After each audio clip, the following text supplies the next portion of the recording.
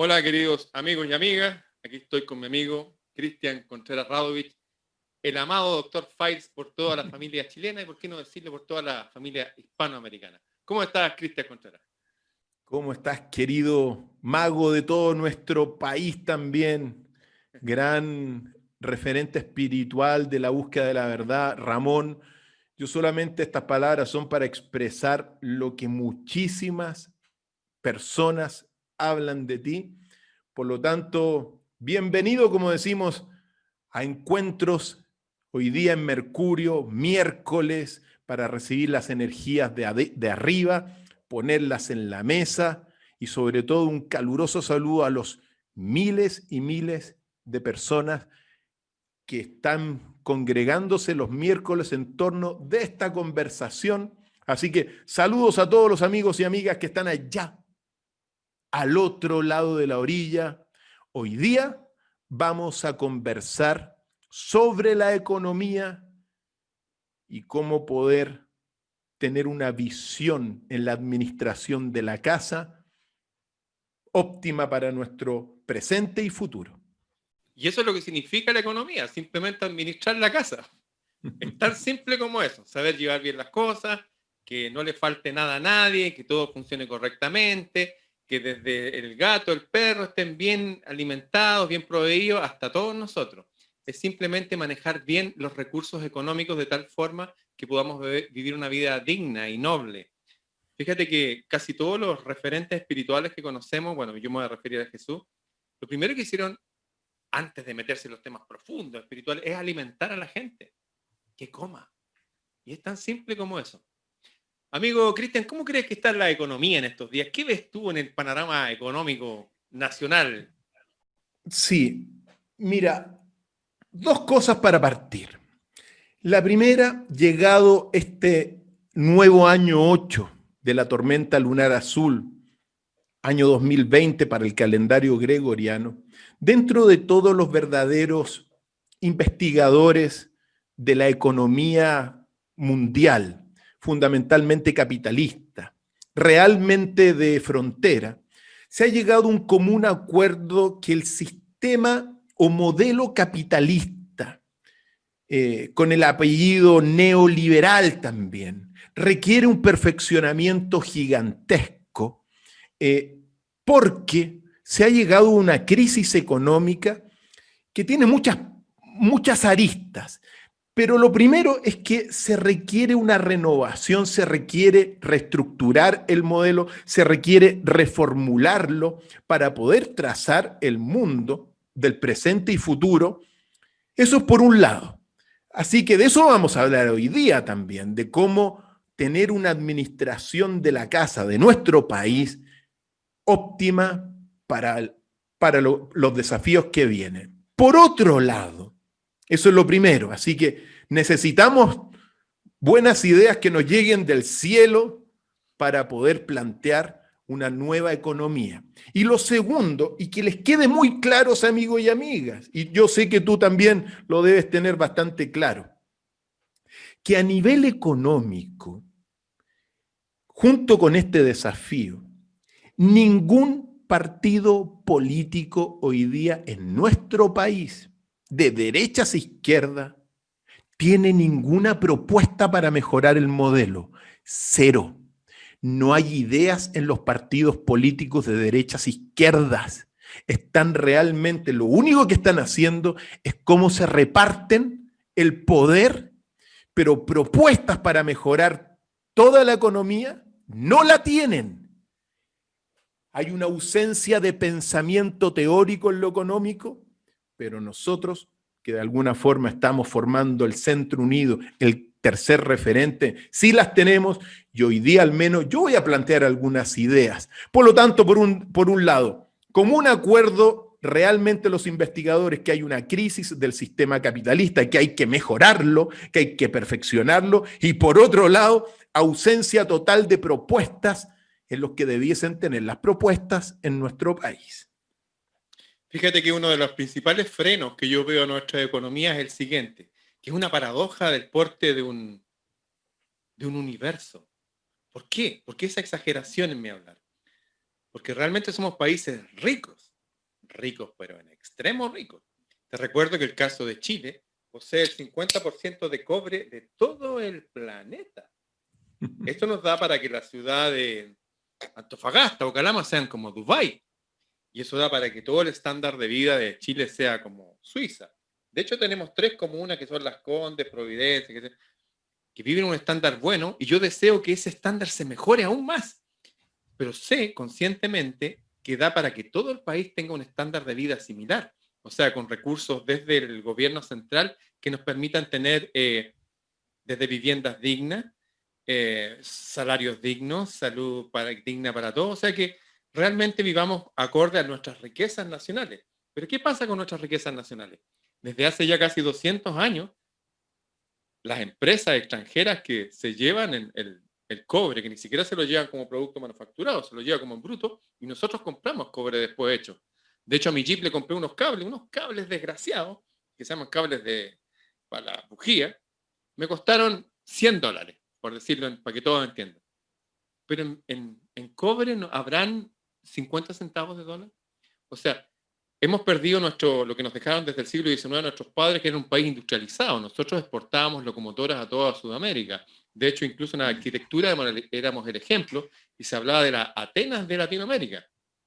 Pero han puesto varios pernos limitadores. Entre eso es que estas empresas mineras extranjeras, que se llevan el grueso del sueldo nacional, no pagan impuestos, pagan cero, pagan impuestos operativos, y los pagan en 3 comunas, que son estas 3 comunas más ricas. No las pagan en Antofagasta, que es donde sacan Entonces, allá de hecho hay pobreza extrema, hay problemas de drogas gravísimos, y eso es otro cuento. O sea, lo primero es saber cuáles son nuestras riquezas. Obviamente el cobre, pero también está el molibdeno. Tenemos casi el 50% de molibdeno del planeta. ¿Y para qué sirve el molibdeno? El molibdeno sirve para endurecer herramientas. Por ejemplo, grandes máquinas requieren un recubrimiento de molibdeno para que sean fuertes y poderosas. Y también tenemos el litio. ¿Y para qué sirve el litio? Para almacenar energía. Y también tenemos el agua. Tenemos las reservas de agua más grandes del planeta. Si esta cordillera que está ahí no es solamente para generar nieve, genera agua. Yo vivo sobre un lago. Hay un lago subterráneo que a 100 metros más abajo nomás. O sea, lo primero es ordenar la casa, como dijiste bien tú, aludiendo al significado etimológico de la palabra economía. ¿Qué administrar la casa? Primero, saber cuáles son nuestras riquezas. En nuestra canción decía, ese mar que tranquilo te baña, te promete futuro esplendor. Bueno, Japón es un poco más grande que Antofagasta y administra súper bien el mar. Pero ¿qué pasa con nuestro mar? ¿Lo estamos administrando nosotros como país? No. Hay 6 familias que tienen los derechos sobre eso, y si los pescadores artesanales, que son los que sacan el pescado para comer nosotros, salen 500 metros más allá de lo que les fija la ley de esa gente, les ponen la policía encima y los meten presos. Tienen cierta cuota para extraer y todo eso. Sin embargo, los grandes barcos factoría, en connivencia con la complicidad de los locales, te recuerdo que el 90% de toda la producción pesquera, ¿sabes? No es para comer, para que se lo coman las personas. El 90% de la producción pesquera es para transformarlo en harina de pescado. ¿Para qué? Para alimentar patos, pollos, chanchos en todo el planeta.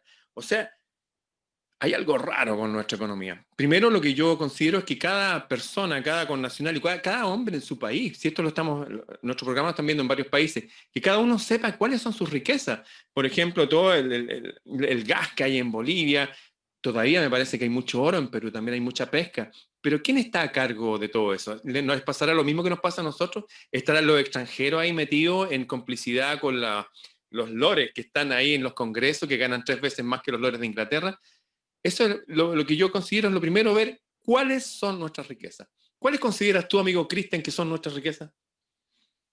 Mira, coincido contigo en todo lo que nombraste, pero también hay una riqueza que desde mi punto de vista es un recurso natural y que no se ha explotado, que es nuestro cerebro, nuestra inteligencia, nuestra mente. El chileno por su carácter es inteligente. Por lo tanto, requiere también la explotación de esta inteligencia a través de una educación de calidad. Y evidentemente, eso por un lado, aunque tiene una connotación más educativa, tenemos que también desarrollar nuestro principal recurso natural, que es el cerebro. Pero yo, por ejemplo, hoy día te puedo nombrar recursos energéticos fundamentales como la luz del sol. Tenemos un desierto gigantesco donde podemos tener grandes centrales de energía solar. Tenemos 4.200 kilómetros de costa para desarrollar energía mareomotriz. Tenemos agua en abundancia gracias a la cordillera, como tú dijiste. Y tenemos mucha riqueza agrícola también. Por lo tanto, entre las riquezas, algunas son esas, y también hay mucha, o sea, cuando yo hablo de la mente, hay mucha inteligencia emprendedora, pero aplastada por un sistema económico gigantesco, de muchas grandes transnacionales que inhiben en el emprendimiento, que es en el fondo el desarrollo de la inteligencia. Ahora bien, antes de seguir, permíteme, yo sé que siempre a mí, mira, es necesario poner algo de contexto, ¿ya? Y permítemelo, ¿para qué? Para que la gente, porque nosotros vamos a criticar, pero de forma constructiva, y vamos a criticar y vamos a proponer, evidentemente estamos proponiendo nuevas ideas económicas, pero no desde un punto de vista así destructivo de toda la economía. ¿Por qué? Porque viajemos 250 años en el pasado. ¿A qué quiero llegar? Que antes de 1750 más o menos, en ese siglo XVIII, cuando surge el capitalismo, el segundo capitalismo, porque el primer capitalismo, acuérdate que fue todo el mercantilismo de las Américas que hizo rico a Europa y que permitió el segundo capitalismo, que es el capitalismo de Adam Smith, David Ricardo. 1750, máquina a vapor también, es donde se establecen las bases de la economía que ha tenido importancia durante los últimos 250 años. Pero uno tiene que recordar, porque cuando uno critica, y lo que estamos haciendo es criticar para construir algo nuevo, uno tiene que saber la economía que había antes. Y antes había el feudalismo. Y el feudalismo, en términos muy sencillos, que rigió durante miles de años en Europa y más allá también, era una economía de bastante subsistencia. La pobreza era prácticamente universal. Los señores feudales, acuérdate que eran dueños de los siervos, y los siervos, que eran los que trabajaban el feudo, si bien es cierto, tenían el derecho a la familia, a la alimentación, a la protección, sus familias estaban amarradas a la tierra. No eran esclavos porque tenían derechos, pero era una situación económica feudal de una pobreza muy generalizada, de digamos, de estos siervos amarrados a las tierras del señor feudal, que cambió con el capitalismo. Y el capitalismo, mira, durante el paso del tiempo, cuando surge toda la economía capitalista, que uno la puede resumir en 4 pasos. Vicio personal, primer paso, el interés, ¿ya? Segundo paso, libre mercado, o sea, libre flujo de bienes y servicios. Tercer paso, la caja negra, que es que te ajustan los precios. Cuarto paso, bienes públicos. Si uno resume eso, claro, durante los primeros, o sea, durante los 250 años que ha estado el capitalismo, este sistema económico generó mucha riqueza. Nunca antes en la historia de los 5.125 años se había acumulado en la tierra tanta riqueza y tantos ricos como ahora. Por lo tanto, generó proactividad, generó emprendimiento, generaron industria. Se generó mucho durante los últimos 250 años. Pero al cabo de 250 años, este capitalismo centrado en el crecimiento ha sido un factor de la depredación y clave hoy día en toda la destrucción del medio ambiente, también en el establecimiento de mucha desigualdad. A pesar de la riqueza y que se progresó mucho, también se consagró la desigualdad. Llegado a este punto, ya lo que quiero decir es que en el fondo este capitalismo hoy día requiere, si bien es cierto, generó progresos, hoy día requiere un perfeccionamiento. Y por eso te doy la palabra, quizá este contexto importante, veamos la riqueza y tenemos mucha riqueza también. Uno no tiene que olvidar dentro de este contexto todo lo que es nosotros realmente, tú hablabas, el agua subterránea, somos un país rico y tenemos mucha riqueza. Veamos cuál es la riqueza dentro de este contexto para ir mejorando y perfeccionando el capitalismo. Ramón. Una cosa es el sistema económico y otra es el sistema financiero. ¿Cómo se financia esto? ¿Cómo se mueve? Nosotros usamos monedas, billetes. Y estas monedas y billetes no las fabricamos nosotros, las fabrican bancos que son autónomos, que son, de hecho, están en manos de extranjeros. Y la gente no tiene idea de lo que estoy diciendo. Incluso mucha gente del Congreso no tiene idea de dónde sale el dinero. Pero lo voy a explicar en fácil. Imaginémonos que yo soy el banquero y tengo 10 monedas de oro. Y se las presto a 10 personas. Y les digo, ya, se las presto, devuelven en un año. Pero cada uno me va a devolver una moneda y media. Pero hay 10 monedas en juego. Entonces, yo le digo, ya, pasó un año, no me pueden pagar. Hay algunos que van a poder pagarme, pero hay otros no van a poder, porque el dinero en juego es finito. Entonces se crea la deuda perpetua. Y eso está basado en principios, al igual que la esclavitud, que está en el libro de Judith. El libro de Judith, un libro que sacaron está todavía en la versión de Jerusalén de la Biblia, que dice que hay que tener esclavos. Y la Biblia promueve el uso de esclavos en esos libros de la Biblia de Jerusalén, que lo usaban de hecho en el norte de Estados Unidos. Bueno, en fin, primero entender eso, que estamos usando un sistema de deuda perpetua. Entonces las personas no pueden avanzar. De hecho, se habla que de aquí a 4 años más, países como Argentina o Chile solo van a pagar los intereses de la deuda. La deuda es impagable. Entonces es una cadena literalmente, nos tienen encadenados. ¿Cuál es la solución? La solución es algo... Antes, para complementar lo que dices, ¿sí? Y antes de la solución, estas perlitas que uno recuerda, pero primero, la deuda externa hoy día en Chile es del 84% del Producto Interno Bruto, lo que equivale a 208.000 billones de dólares, 208.000 millones de dólares, mientras que el Producto Interno Bruto es 248.000 millones de dólares. Los últimos gobiernos de derecha e izquierda nos han endeudado hasta el 84% del Producto Interno Bruto. Este gobierno, con esta situación de confinamiento, ha tomado más deuda todavía. Sí. Y todos estos bonos que se pasan y que dice el gobierno, no, pero si le hemos entregado plata, nos están endeudando y nos están empobreciendo.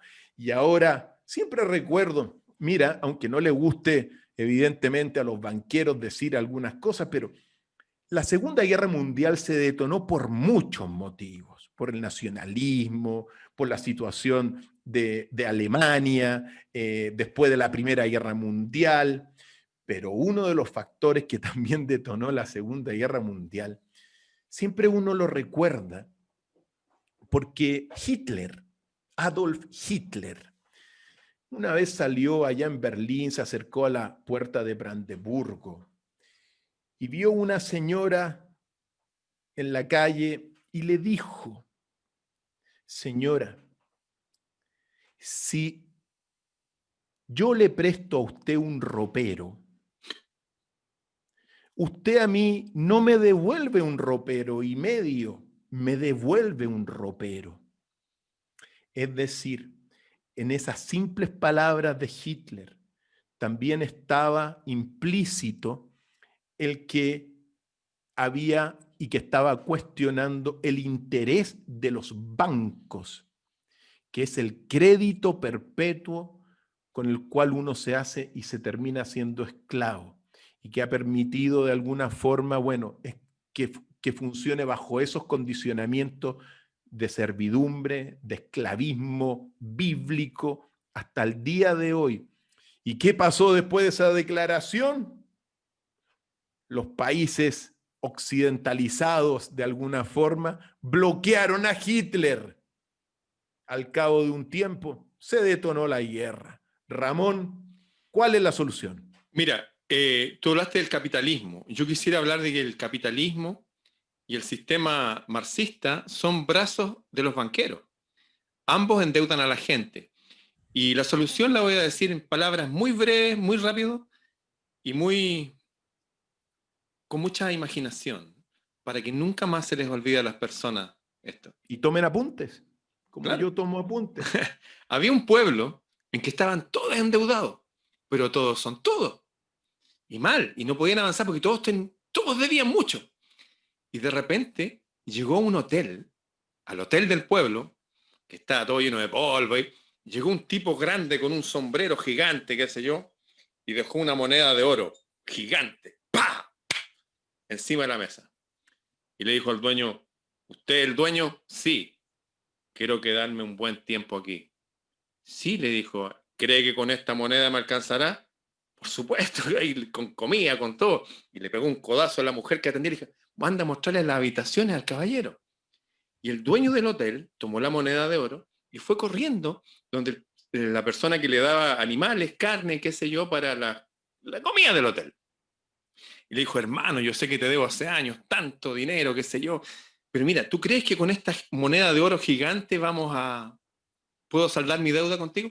Pero por supuesto, querido hermano, le dijo, lo abrazó, qué sé yo. Y el dueño de la carnicería de los animales tomó la moneda y se la llevó al tipo que le daba frecho para los chanchos y le daba verdura. Y le dijo, hermano, yo sé que te debo hace años, pero mira, traigo una moneda de oro, no te puedo explicar cómo llegó a mis manos, pero mira, con esto te puedo saldar todo. Pero por supuesto, estamos al día, no me debes nada, dijo. Y así se fueron dando la moneda hasta que llegó al molinero y finalmente el molinero tomó la moneda, el que hacía la harina, qué sé yo, y fue donde la prostituta del pueblo, la única prostituta del pueblo. Y fue y le dijo, mi amor, yo sé que te debo dinero hace años, pero mira, tengo esto. ¿Tú crees que queremos saldado? Sí, mi vida, le dijo, le dio un beso, qué sé yo. Y la mujer tomó la moneda de oro y fue corriendo donde el dueño del hotel. Y le dijo, ¡oy, don Carlos! Le dijo, mire, aquí está, mire, con esto le pago. Sí, mijita, le dijo, con eso tiene adelantado 10 años. Así era y se lo deja en el mesón la mujer, la moneda, y baja el tipo que había traído, ese tipo con el sombrero grande, qué sé yo, y toma la moneda y le dice, ¿sabe qué? Me voy de este lugar. No me gustó su hotel. Hasta luego. Y se fue. Nadie se quedó con la moneda de oro, sin embargo, las deudas quedaron saldadas.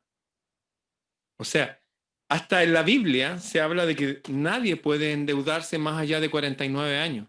Nadie es nadie. De ahí viene la palabra jubileo.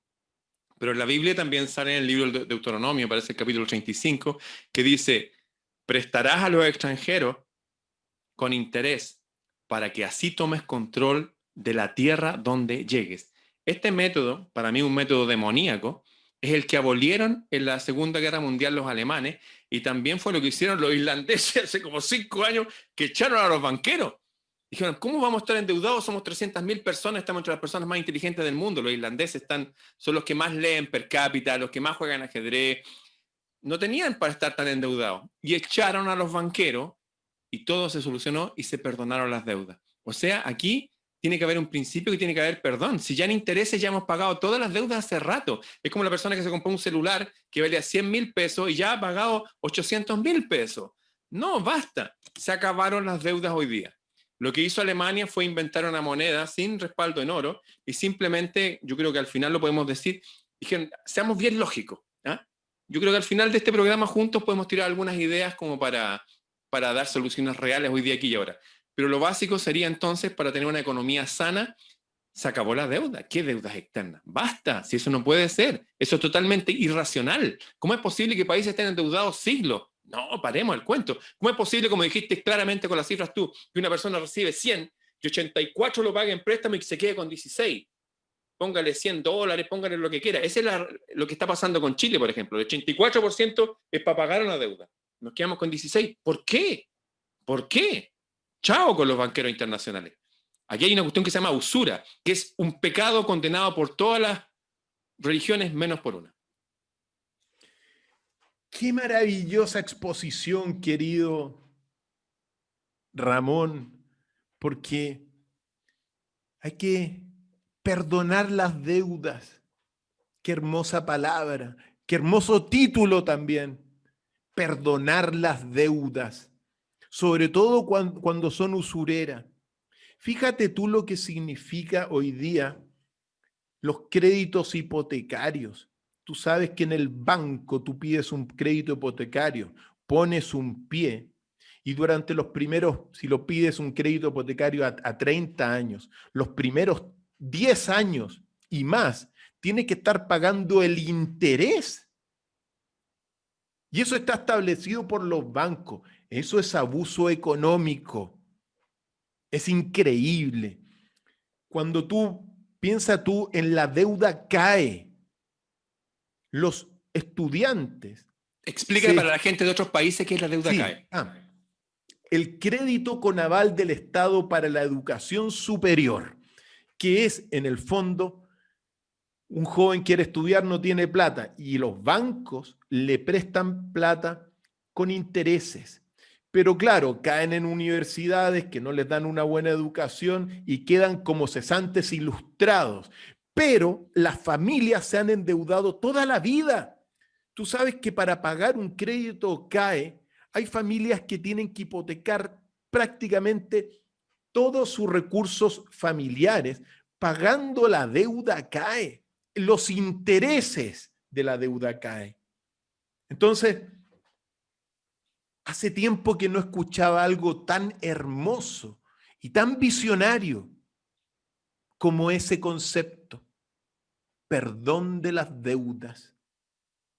Qué hermoso. Lo anoté, querido Ramón. Lo anoté. Yo solamente en este sentido me supera, o sea, lo que tú dijiste es tan sabio, es tan sencillo, es tan visionario, es realmente dejar de ser esclavos, porque en el fondo el crédito te esclaviza, Sí. ¿ya? Y sobre todo los créditos usureros, si uno puede a veces, pero la usura se ha transformado en norma, porque este sistema económico capitalista neoliberal lo que ha puesto en su corazón son los vicios. Y los vicios manejan así como manejan otras, como manejan la educación que veíamos la semana pasada. Ahora bien, yo quiero contribuir con algo en soluciones, soluciones a largo plazo, evidentemente. El sistema económico, que es bastante complejo y financiero también, pero el sistema capitalista se sustenta en una palabra que se llama el crecimiento económico. Para el modelo capitalista, para los capitalistas así de tomo y lomo, efectivamente, el crecimiento es el consumo y el consumo supuestamente es el bienestar. Esa es la secuencia lógica que tienen. Entonces, le han vendido a toda la gente que tiene que consumir para estar bien. Entonces llegan y le ponen crédito. Entonces no tiene plata, pero toma el crédito, los créditos, los diferentes bancos, bancos pequeños, bancos de casas comerciales. Y en consecuencia, como el chileno quiere estar bien y le vendieron esa norma desde la Universidad de Chicago por los Chicago Boys, toma deuda para comprarse su zapatilla, para comprarse su chaleco, pero después no tiene plata para pagar, porque la situación también a nivel del trabajo, hoy día tenemos alrededor de 3 millones de pobres, de cesantes, producto de toda esta cosa. Entonces, hoy día hay alrededor de 5 millones de personas morosas en el país de una fuerza laboral de 9 millones. 5 millones de morosos, es decir, familias que ya no tienen plata para pagar sus deudas. Perdonemos las deudas, pues. Sí. Qué hermosa, qué estremecedor lo que tú acabas de decir. Ahora bien, volviendo a la solución que yo planteo también y la pongo en la mesa. Entonces está el concepto de crecimiento que es el consumo. Pues bien, ese crecimiento también es un factor de depredación, porque siempre tienes que estar creciendo. Pero ¿qué es lo que crece eternamente? Nada, pues. El cáncer. Claro. Pero a nivel de, por ejemplo, tú ves un animal, no, el animal se desarrolla, crece hasta un momento, pero no crece eternamente. Los árboles no crecen eternamente, siempre llegan hasta un tamaño. Hay solamente un gran dinosaurio de estos súper grandes dinosaurios que se piensa que ese siempre pudo haber crecido eternamente, pero bueno, son cosas. Lo que pasa es que tenemos una economía con esto antinatural, porque el crecimiento, en el fondo, ellos, los capitalistas, quieren crecer eternamente y para eso toman toda clase de subterfugios para tener las cifras azules. Por ejemplo, tú no mencionaste la pesca de las 7 familias. Entonces, ¿qué hacen para crecer? Ahora los barcos pesqueros tiran unas aspiradoras en los mares que te van destruyendo los ciclos de la naturaleza, ¿ya? Y así van depredando. Por lo tanto, claro, crecimiento hoy día es equivalente a la depredación y crisis del equilibrio de los ciclos naturales de la Tierra. Por lo tanto, lo que uno plantea es que hay que hacerle una operación al sistema capitalista, tomando este corazón que se llama crecimiento y que tiene una serie de variables desde el Producto Interno Bruto, ventas, compras, etcétera, y hacerle una operación maestra. Se toma ese concepto y a las variables del crecimiento económico que te arrojan un número, hay que comenzar ahora a ponerle otras variables, sumarle variables, como cuál, utilización de las energías limpias, reciclaje, también felicidad, es decir, los sueldos de la gente. Se pagan, el capitalismo, este corazón, paga sueldos dignos y así preservación, por ejemplo, de la felicidad. ¿Es feliz? En consecuencia, si nosotros tomamos todas las variables del crecimiento y le aportamos estas otras variables, el crecimiento, el concepto de crecimiento se transforma en el concepto de sustentabilidad. ¿Van a seguir creciendo las empresas? Sí, pero sustentablemente, que es de alguna forma también una evolución del capitalismo. Crecer acorde con la naturaleza, cambiando la matriz energética y en el fondo tener en el corazón de la nueva economía un nuevo concepto, que es el concepto de sustentabilidad. Para mí, esto es también una operación clave para tener una nueva economía. Porque si se sigue con el concepto de crecimiento, el destino te va a llevar no solamente a consagrar la sexta extinción de vida en masa sobre la Tierra, sino que también, como hay que siempre supuestamente tener números azules, lo que están proponiendo en nuestro país es que de aquí a los próximos 10 años, para crecer, se va a automatizar totalmente el país. Y esa automatización va a significar pérdida de empleos, cesantía, aumento de la delincuencia, mayor pobreza, porque estos capitalistas que se desviaron y perdieron el sentido, solo quieren crecer. Entonces van a tener a las máquinas trabajando las 24 horas seguidas. Por lo tanto, es fundamental desde mi punto de vista, querido Ramón y amigos allá al otro lado de la orilla, hacer esta operación como una segunda, como un segundo gran postulado para mejorar y tener una nueva economía. Fíjate, pelota para ti, querido sí, Ramón. Fíjate que me hiciste evocar en mi mente tantas cosas. Hubo un país que fue el más pobre de todos los países pobres, el más pobre porque había perdido una guerra, en la Segunda Guerra Mundial. En la Primera Guerra Mundial habían perdido todo, de hecho quedaron endeudados, cientos y cientos de toneladas de oro que tenían que pagarle a los países ganadores, así que el país quedó en extrema pobreza.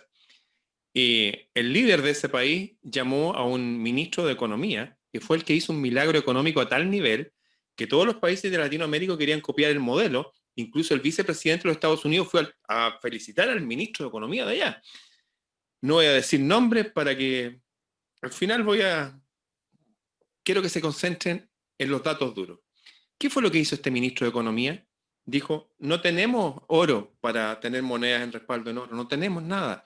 Inventemos una moneda como en los juegos, como en el City Pole, en la gran ciudad, en el Metrópoli, un dinero nuestro, pero que tenga respaldo en trabajo. ¿Pero qué trabajo? ¿Cómo del trabajo? ¿De dónde vamos a sacar? Tenemos un ejército que quedó desarmado, pero tenemos todavía los camiones, tenemos un cuerpo del ejército que son ingenieros y técnicos, y tenemos un cuerpo del ejército que son médicos.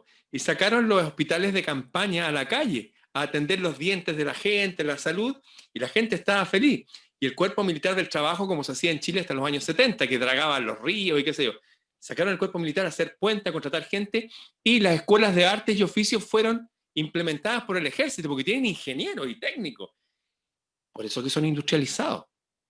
Entonces, ¿qué pasó? Crearon una moneda que el kilo de pan valía, por ejemplo, un marco a principios de los años 30, y en el año 45 valía un marco. No había inflación. La inflación es un constructo ideológico de esta gente enferma que tiene estos sistemas demoníacos de dinero-deuda, de que el dinero tiene que siempre crecer la deuda, gente en deuda para siempre, que sacaron eso de encima y llegó a tal nivel la prosperidad que el líder de ese país llamó al Porsche, el que hacía los autos de carrera, le dijo, usted, amigo, usted le hace los mejores motores del mundo, quiero que me diseñe un auto que no cueste más de 1.500 marcos, por ejemplo, y que sea así, así y así, y que pueda flotar en el agua, que sirve para la familia, qué sé yo.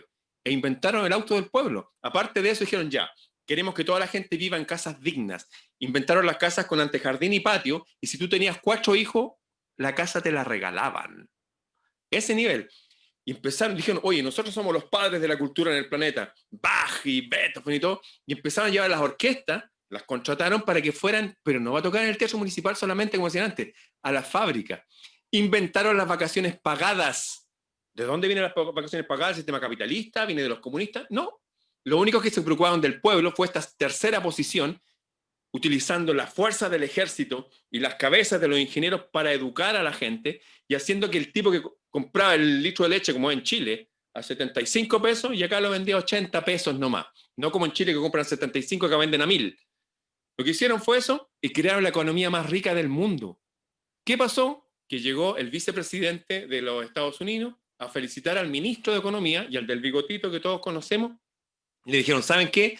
El modelo de ustedes es realmente extraordinario y le pedimos sí que para poder comerciar con ustedes, ahora que estaban ricos, todavía había pobreza en Estados Unidos, en Chicago todavía había limosna, le pedimos que vuelvan los bancos centrales. Vuelve un banco extranjero a hacer la moneda del marco alemán y le pidieron, no sé por qué, y que vuelvan estas instituciones como para manejarnos en la misma cultura, la misma sintonía filosófica, llamada la masonería. Y el del bigotito dijo que no, que él estaba pensando volver a recuperar la parte unir la parte de Alemania que estaba en Polonia con un tren, y esos eran sus planes, y no estaba interesado en hacer comercio con los demás. De hecho, había estado haciendo trueque con otros, que no. Y empezó la Segunda Guerra Mundial. O sea, la solución existe. Y te propongo, amigo, en estos últimos 15 minutos que nos quedan, que digamos qué soluciones podríamos tomar hoy día y ahora aquí para nuestra economía. Ya vimos que se puede hacer, como lo hicieron en la Alemania de los años 30. Obviamente demonizaron a ese tipo, dijeron que mató a 6 millones, pero nadie dice que los soviéticos mataron a 100 millones. 100. Y los chinos a 200 millones. Y los gringos tirándole bombas en Hiroshima y Nagasaki en poblaciones civiles, las únicas poblaciones católicas en Japón. Se demonizó un tipo que hizo un milagro económico, que es histórico, está ahí. El ministro de Economía de Chile de la época lo admiraba al tipo. ¿Qué decir de lo que Perón, Getúlio Vargas en Brasil decían, wow, se puede? De hecho, Argentina, Brasil y Chile quisieron hacer el ABC, unirse para ser el polo económico más fuerte. Obviamente sacaron al presidente chileno, el presidente de Brasil, Getúlio Vargas, dicen que se suicidó y a Perón lo sacaron.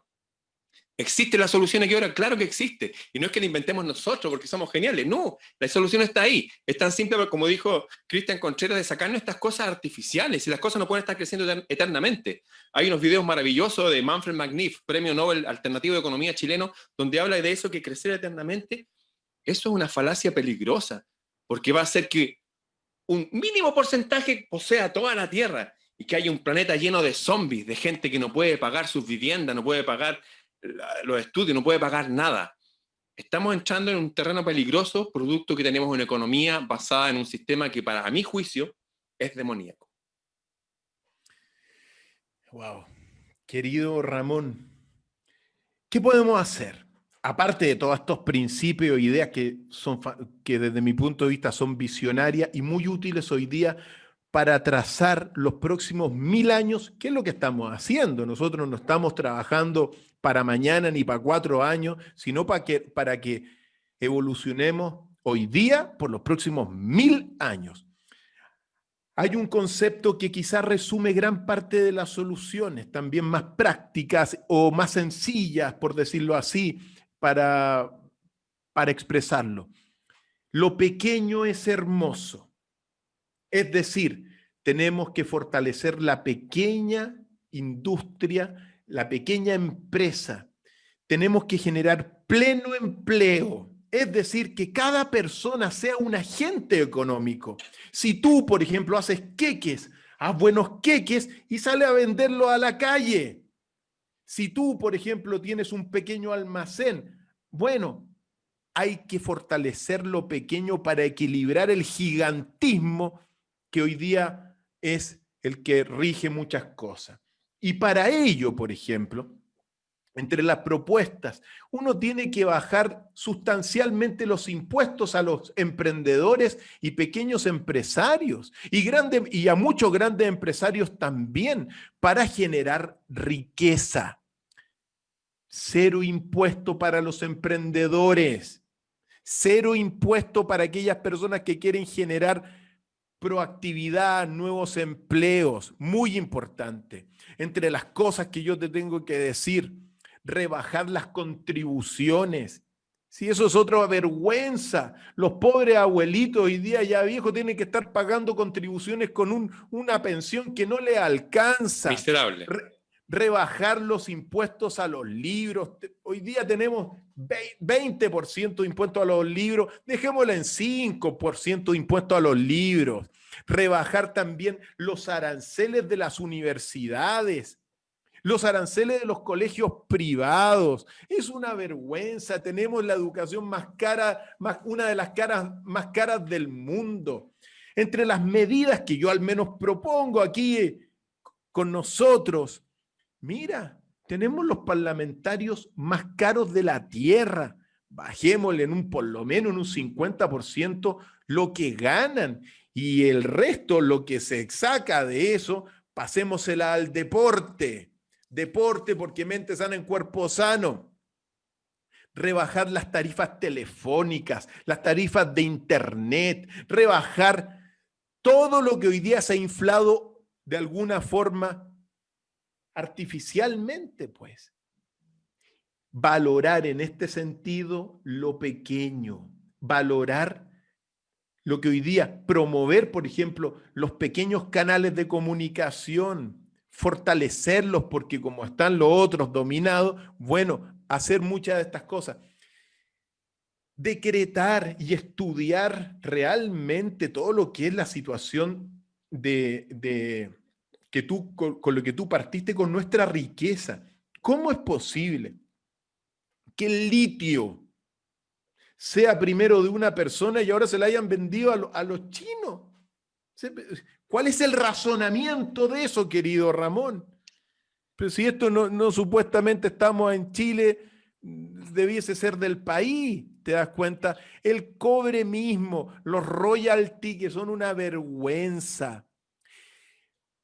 Bajémosle los impuestos a aquellas empresas que quieren hacer cañería o esos cables y las traemos, eso sí, traemos de China a esas empresas que no hagan los cables aquí a cero impuestos, pero producimos, los vendemos nosotros, ¿te das cuenta? Generamos círculos virtuosos. Entonces, se pueden dar muchas ideas importantes, pero lo fundamental es sintonizarnos realmente con la naturaleza en lo económico, con administrar bien la casa, con acabar, con perdonar.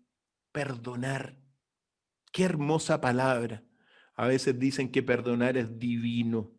nosotros lo vamos a hacer realidad, querido Ramón. Nosotros, con Mercurio, vamos a perdonar aquellas deudas injustas, aquellas deudas usureras, las vamos a perdonar. Y en ese sentido, vamos a poner en el corazón también, yo siento, al menos en este momento, en el corazón del sistema económico nuevo, el concepto de permanencia, el concepto de sustentabilidad, de amabilidad bajo este al menos cita inspiradora, que lo pequeño es hermoso. Se pueden hacer muchas cosas, evidentemente, y las vamos a ir haciendo. Fíjate que yo también pienso que una de las cosas más importantes, basándonos en la naturaleza, es que las personas tengan su estómago lleno, bien nutrido. Y creo que un hecho simple, lo voy a decir con ejemplos fáciles para que la gente nunca más lo olvide, para que siempre lo recuerde. El litro de leche vale 75% al productor y acá la compramos a 1.000 pesos, por número así, redondo. ¿Cómo es posible que un tipo esté ganándose el 1.000% entre medio? O sea, ese tipo de entremedio hay que sacarlo. O sea, se acabó eso. No podemos, tiene que haber una canasta familiar básica en que no se haga usura eso. Que tenga un impuesto mínimo de subsistencia porque queremos una raza fuerte e inteligente o no. Tenemos que estar bien alimentados. O sea, necesitamos que las personas que están subiendo artificialmente los precios, porque lo están subiendo, el productor cobra un precio y nosotros pagamos uno gigante. Entonces, ¿qué lograríamos con esto? Que no necesitamos a lo mejor necesariamente que las personas ganen más dinero, sino que las cosas vuelven a costar el 10% que costaban antes. Un ejemplo clásico, en los años 70 y 80, al principio, cualquier albañil podía ir y comprarse un sitio al valor de un sitio normal y hacerse su casita, hacerse su baño, su piececita, su cocina, y después si quería la ampliaba, la vaciaba la pared de madera, le ponía una de ladrillo, pero era algo propio, sin deuda, y la hacía máximo en 6 meses. ¿Qué fue lo que pasó? Que vino esta burbuja inmobiliaria, esto de inflar los precios. ¿Por qué? ¿Por qué estamos pagando? Fíjate que hay casas en Estados Unidos que valen mucho más baratas que casas chilenas, que son casas deplorables. ¿Por qué es eso?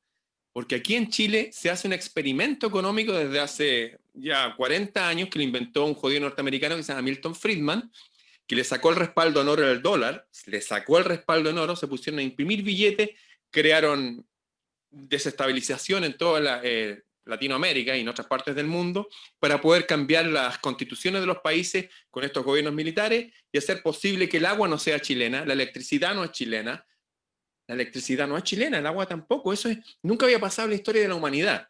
Vino un tipo que le dieron el premio Nobel e hizo todas estas cosas. E inflaron los precios, sí. Y en los años 80, en el gobierno de Reagan, le dijo a Reagan, ¿sabe qué?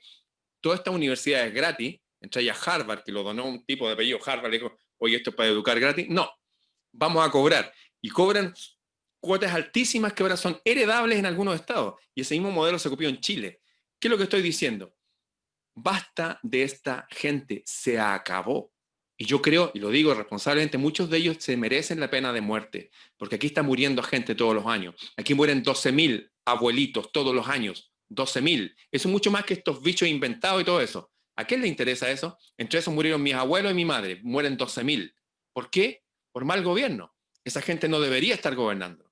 ¿Por qué se mueren? Porque no tienen para ir a atenderse a un lugar más caro, las listas de espera son enormes, vivimos en un país mal administrado, porque los que manejan están en connivencia con los extranjeros porque somos un país rico y no nos quieren soltar. Pasamos de ser una colonia abierta, o provincia, si quieren en español, a ser una colonia encubierta, anglo. Algunos dicen anglo-sionista por los poderes que dirigen el sistema financiero, que son todos de esa raza. Esa es la verdad.